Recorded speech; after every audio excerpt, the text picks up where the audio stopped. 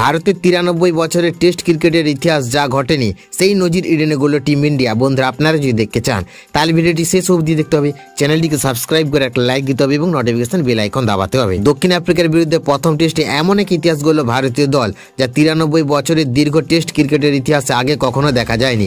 Eden গার্ডেন্সে প্রথম একাদশ ঘোষণার সাথে সাথে চমকে ওঠে ক্রিকেট দুনিয়া, কারণ প্রথমবারের জন্য 6 জন বাঁহাতি ব্যাটারকে নিয়ে মাঠে নেমেছে টিম ইন্ডিয়া।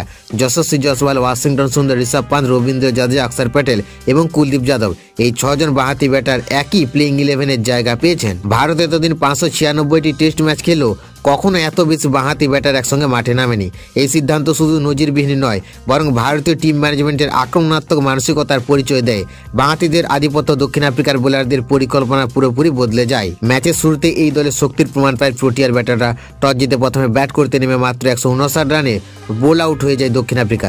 ভারতের পেস জাসপ্রীত বুমরা একাই শিকার করেন 5টি উইকেট।